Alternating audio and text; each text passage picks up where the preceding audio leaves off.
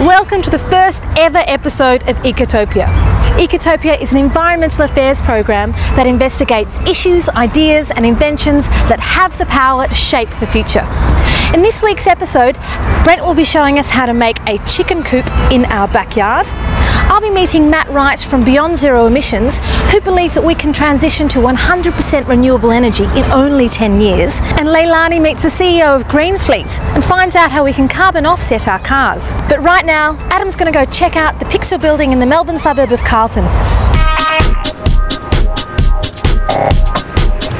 Now, carbon neutral seems to be the buzz phrase of the moment, especially when it comes to the design and construction of new buildings, and nowhere more so than here in Melbourne, where the Pixel building has recently been completed. It's the world's first carbon neutral commercial building. Now, to find out more, we're here to have a chat to Dylan Brady, the director and architect at Studio 505. Can you tell us a little bit about what Studio 505 does and the input that you guys had into the Pixel project? Dirk Zimmerman is our business partner. We met working on Federation Square. I cold called David Waldron for about 4 months. David Waldron's the general manager of the Carlton United Brewery project, and he really liked all of the crazy stuff that he saw, and he said there was this funny little nipple of land left over next to the cleaning store that had a right of way at the back of it that they couldn't excavate because it's only, 9 metres by... And Daniel Grollo said, well, why don't we build a building on there that's a little prototype building that we make as green as we can, and we'll put our development office in it. And I want 505 to do it. So we didn't have to do a competition for it. They just said, look, we want you to be the architects for this, which they classified as a very boring building. Construction of the Pixel building carried a $6 million price tag. Now, $1.5 million of that was used on innovation to achieve their perfect Green Star score. The facade on the outside has 2 primary functions. The first function is a scientific function. Under Green Star, there's a number of points to do with glare, daylight control, shade, views to the outside. You can't build a building with this kind of aspiration and put it on the corner of that site and make it invisible. And what's been great about the facade and the colours and the flow and all of that sort of stuff is that it's so wacky and so out there, and people are like, wow, I don't know what it is, but I really love it. Can you just give us a rundown on a few of the big ticket items inside? A lot of the technology is to do with energy and then water, right? So they're the 2 primary kind of things that we're dealing with in the building. Now, from the energy point of view, we've obviously got vertical axis wind turbines there. We also have solar panels on the roof, which is our second primary kind of energy source. We generate a lot more from our wind turbines than we do from our solar panels. There's an Italian chiller called a Robo unit, which has got an ammonia base. It's a natural gas chiller. Rainwater collection on the green roof. So we collect that water, we filter it, we put it into a giant tank in the ground, and then we filter it back up to potable standard so we can deliver it to the showers and to the basins and to the toilets. And the water that we flush down the toilets, we only use about a 20th of the normal amount of water that you would use because we've got a vacuum toilet system. They use it in aeroplanes, they use it in boats. Why do they use it in aeroplanes and boats? So they don't have to carry a lot of water, so they don't have to hold a lot of water. It's a technology that we should be using all over the place because for the power input and the water saving, it's vast improvement. Am I going to notice any difference to my office surroundings? It can be completely invisible. It can be completely invisible. You could not notice. If you in particular feel cooler or warmer than the person who's next to you, you've got capacity to actually adjust your local condition in a way that you don't in a traditional office. All right, now this is the exciting bit. We are here at Pixel. Let's go and take a look. So we've heard a lot about this baby. It's the anaerobic digester. This is the vacuum generator for the vacuum toilet system. And that sewer waste comes in here, it's basically macerated and sent back up this pipe and into this tank. There's a biodegrading process that happens in here that's about a month cycle. And what we do is we harvest off the top of this methane gas and then pipe up to the top of the building and heat our hot water with. So this is basically a big tank of poo. It's a giant Slurpee machine. It's a flavour that you really just can't match. You got it. Solar, wind, spare ones lift, we can see how much energy is being used and being generated. In hindsight, is there anything that you would have done differently with this project? I probably would have made my fees a little higher.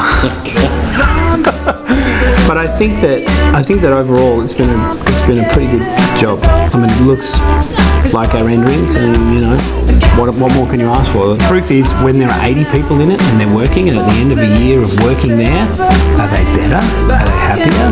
Has the work been as good, if not better, or has there been some difficulties? And it's actually going to be about them managing to understand and kind of work with the users.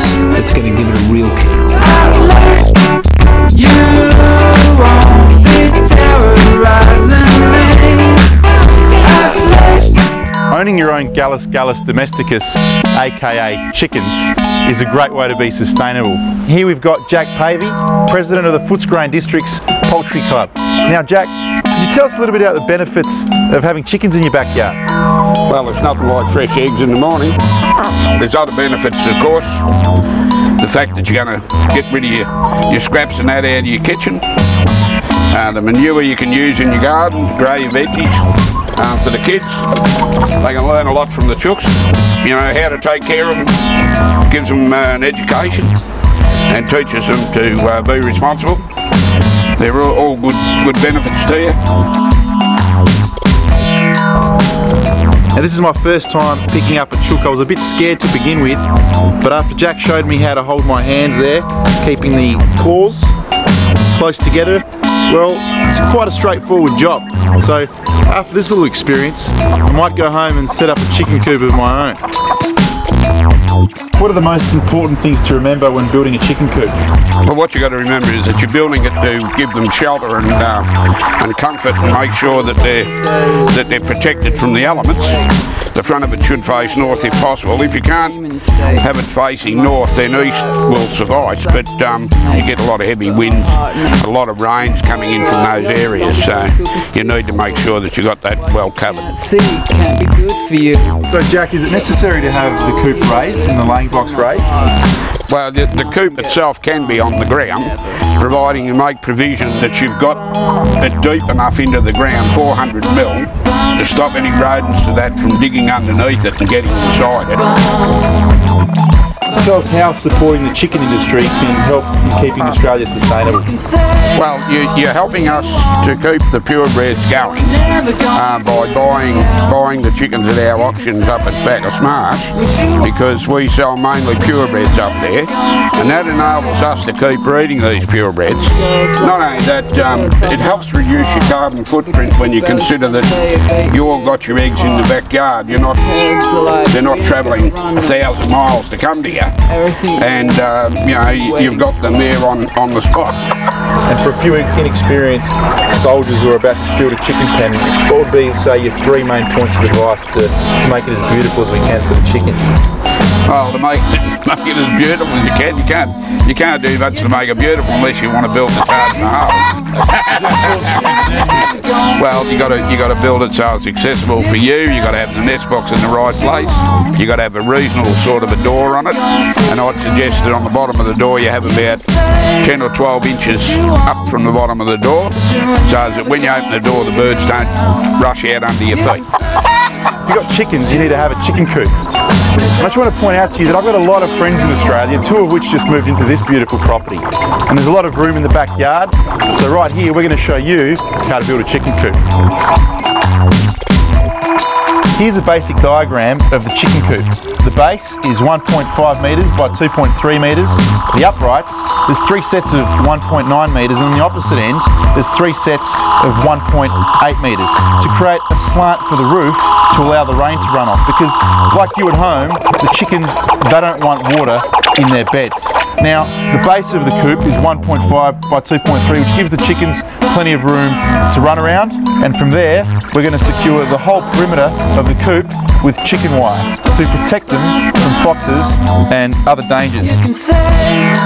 When I'm in the kitchen preparing breakfast, lunch or dinner, my housemates or visitors at my house, they always laugh at my stance because I think it looks quite unorthodox and weird.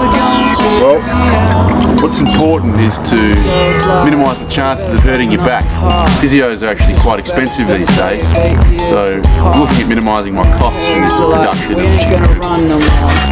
Cause everything you want, you've been waiting for, is coming.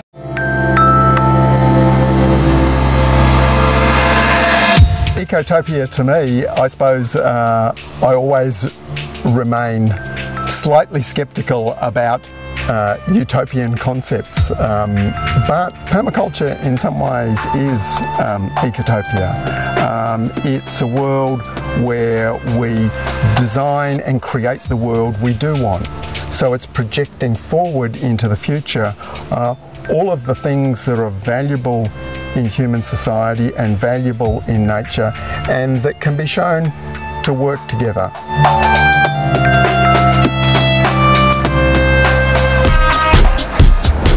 When it comes to natural energy, Australia is the lucky country.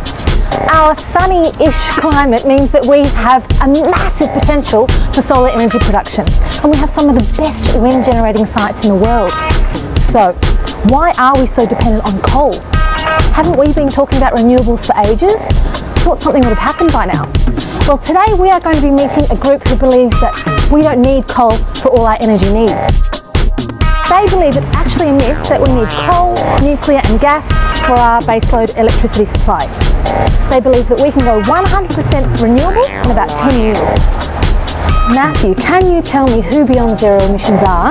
Do you really believe that we can transition to 100% renewables in 10 years? Beyond Zero Emissions is a not-for-profit charitable institution. It's a group of people all ages, especially young people, who want to create the future they want to live and work in. They actually want to move us from a 19th century fossil fuel-based economy to a 21st century renewable-powered clean tech economy. So we wrote a plan, a blueprint for going 100% renewable. It's called the Zero Carbon Australia Stationary Energy Plan, and it details everything you need to get from where we are today to completely renewable.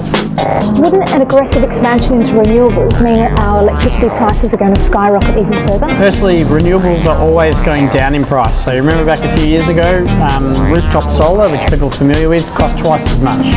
It's already halved in price, and it's continuing to do that. So the trends are down, down, down. It's the same for wind power. It's the same for large-scale baseload solar plants, which I can tell you about in a minute. They're all coming down in price. Well, fossil fuels are going up in price. So yeah, we've all seen the price of oil at the petrol pump, and that's the way it's going to go at the light switch if we continue to burn fossil fuels. Whereas renewable energy will lock in prices, it'll hedge us against those fluctuations and secure our future. So is renewable energy reliable? Well, what's important for an electricity grid is not just baseload energy, but peaking power, the ability to meet demand when it's required. Now, with the two most common renewables, rooftop solar and wind, they're variable, meaning that on average they give us a good amount of power, and we can estimate that, but at times their production is lower. So we combine that with another form of renewable energy that's dispatchable, that can provide sort of the peaking power or the intermediate power to fill in the gaps. One major source of that's called baseload solar thermal plants. So they're large fields of mirrors, sea of mirror, surrounding a central tower. The tower looks like a smokestack from a coal plant, but there's no smoke coming out the top. All these mirrors focus the sun's rays to the top of the tower, and through the top of the tower pumps molten salt or a large vat of industrial fertiliser. It goes from a cold tank at the base of the tower to a hot tank at the base of the tower all day long, banking that salt in the hot tank, and then anytime day or night it needs power, they can run water past the salt, flashes to steam and drives a conventional turbine, the same steam turbine that's in a coal, gas or nuclear plant. So you combine that with our rooftop solar, our variable wind, and we have 100% renewable energy supply. Plants are ready, they're available, and they're working in Spain, they're working in the Middle East and North Africa, and they're about to be working next year, a whole lot of them coming online in the United States of America. So your plan for a transition to 100% renewables will involve a massive overhaul of infrastructure, and this is all going to come at a cost. Can you really expect me to believe that it's only $8 a week per household? We might get significant economies of scale, and the prices might come down. Internationally, some of the prices have already come down in renewables faster than we'd predicted. An example being rooftop solar. Rooftop solar is so much cheaper than it was when we wrote the plan. So in that case, there'd be a significant deployment of that, and that would affect the figures and make it cheaper. So there is a sensitivity you've got to provide. You look at any large industrial project, they often blow out to double the price or or what have you. But some criticism's been unfair. It's good value for Australian mums and dads. So what can a person at home watching this program do to help in the transition to our low carbon economy? The things they can do at home is they can make their house more energy efficient. So, you know, depending on what their resources are, whether they can insulate the house, whether they can double glaze windows, they've already done all their light bulbs and those kind of small things. They can get together in a community group and try and agitate locally, you know, create noise, create change, or they can join Beyond Zero Emissions. The other thing they can do in the future, we're hoping there's going to be a superannuation option, something like super renewables, and they'll be able to transfer all their super money into that, and that'll build the infrastructure for their future. Whether you agree with the costings and timelines stated by Beyond Zero Emissions isn't really the point. What is obvious with this report is that Australia has a massively underutilised wealth of natural resources. Expanding into solar and wind energy could mean that we aren't held at the mercy of volatile electricity prices. Australia is one of the richest countries in the world, and this is a great opportunity for us to take the lead.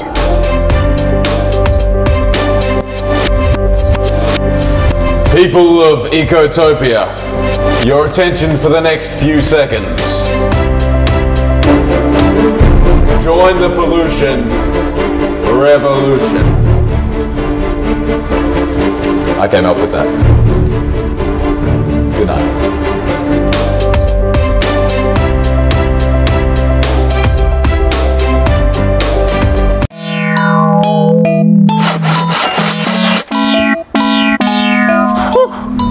I'm stuffed. I mean, no, I'm not. After speaking with Jack, we're going to add a rodent-proof fence, which is made from timber.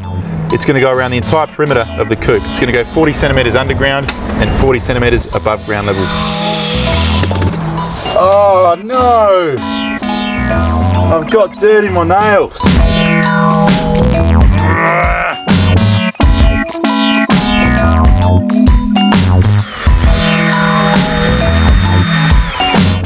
What we're doing here is we're pre-drilling the holes for the screws of the cross beams to avoid the drill bit from snapping from the pressure from the timber.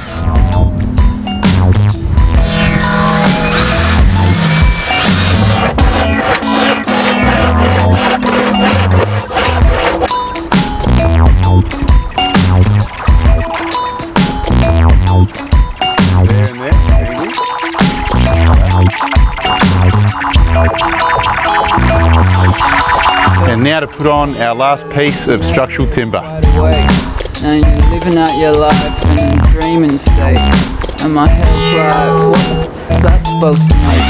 But my heart knows all the shit I've seen, and my boys are like, yo, don't be So now it's time to construct our door. We're going to screw in the hinges. good for you, but my head knows he better listen to my heart. Nothing gets done when you never start.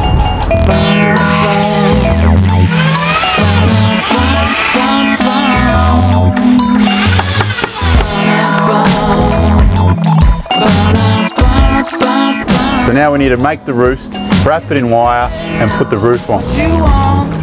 Cutting the door wire to size. So now what we're going to do is we're going to staple on the chicken wire to the door frame to stop the pests from coming in. Make sure to pull the chicken wire nice and tight to get a nice clean finish. So it's starting to look a bit more like a finished product, don't you think?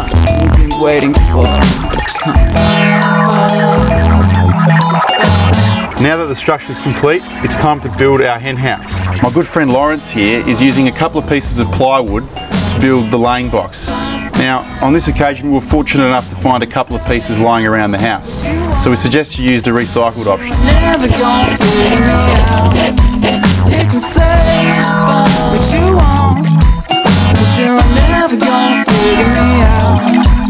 Now you're looking at the inside of our chook house. So these are the bars for the chooks to sleep on, because they poo while they sleep. Oh, we've done it again! And now it's time for the roof. Initially we thought that cutting the corrugated iron was going to be complicated, but it's actually very simple. All you need to do is snip the end and peel it like a piece of paper. Don't forget to wear gloves. So what you do is you put your foot on the end that you're going to keep and then just peel it like a piece of paper. See?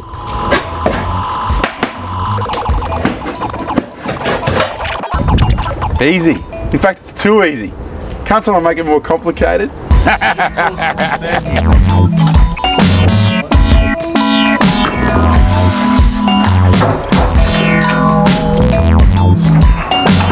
Yeah, that's good.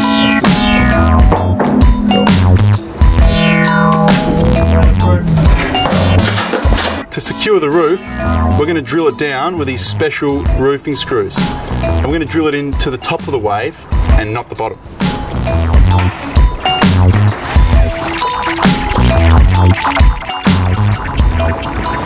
Oh, there's plenty of room for chooks. I feel like laying an egg.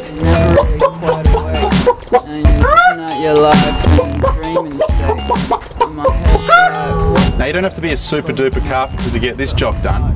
All you need is a few basic tools and a little bit of know-how and you're good to go. Don't be so superstitious, what you can't see can't be good for you. Don't try this at home, ladies and gentlemen. Jack's just confirmed with me that there's no risk in this whatsoever, but I'm not too sure. Jack seems like well, you've got to point the right way. You're pointing it at your mate.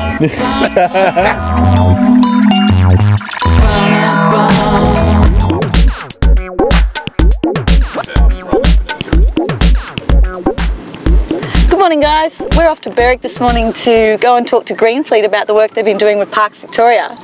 We're also going to learn a little bit more about carbon offsetting and hopefully I get to plant a tree. Greenfleet is an environmental charity that began in 1997. Our mission is to try and create a low carbon future for Australia, and we do that by encouraging people to avoid and reduce the emissions that they create. So don't put one out, don't create an emission if you can help it. But if you do something about it, and so we try and make it as easy as possible for people to do that. And the way we do that is by planting native forests. So we planted close to 7 million trees across Australia so far. Look, basically this is the master plan for the new park, Cardinia Creek Parklands. Where people are planting today is in this section here, and the reason we're planting here today is it will reinforce all this habitat along the Cardinia Creek. Cardinia Creek is a really important habitat link between the Dandenongs and Western Port Bay. So as the water runs off these paddocks into the creek, the quality of the water will be higher. We know that it's habitat for platypus, and this whole planting will really add to that. So there's 3,000 being planted today as part of this community planting, and then there are a further 9,000 going in the next 2 days with the professional contractors. So wow, I know, it's fantastic. Yeah. It's a fun day for the family. And oh, I think it's wonderful. Kids, you've got face painting and sausage sizzle. While the debate's going on, nothing's happening, and we're actually action orientated. We want to just get on with it. Here's something simple you can do. It's for a not-for-profit organisation. We partner with Parks Victoria and Parks in New South Wales, big agencies. The more support we get, the more we can do, and we can demonstrate what's going on. We need to recognise that not everybody has access to perfect public transport, or not everybody's in a situation where they can just easily transform their lives into low carbon. And once you've planted the tree, what happens then? Okay, our foresters, they go and check the planting, and there's one working away in the background. So it's not just plant a tree and walk away, it's actually make sure that that a forest is created that meets our promise to our supporters. Kids like to call them bazookas. Yeah, I can see why. It's sloppy, isn't it? This is a potaputki. You see it's got a beak on it that opens. Can you see that? Professional tree planters do a couple of thousand trees a day. Wow. Yeah, no, it's cool. Put that in, open up the beak, trees in the ground, and there we are, little tree planted. Fantastic. There you go. All right. Stand on that. There we go. One tree for nature. Fantastic. Pull that out. Tree! This was actually community planting. It's planted by Scouts. This is 5 years on. You can see how that forest is growing. Fantastic. Greenfleet are turning this barren paddock into a biodiverse ecosystem while also helping Australians reduce their carbon footprint. And that is all for tonight's episode. If you'd like to have your say on any of tonight's segments, please jump online to our website and get involved in the discussion. In next week's episode, we'll be visiting the Hepburn Community Wind Farm out near Dalesford in Victoria. See you next week, Ecotopians.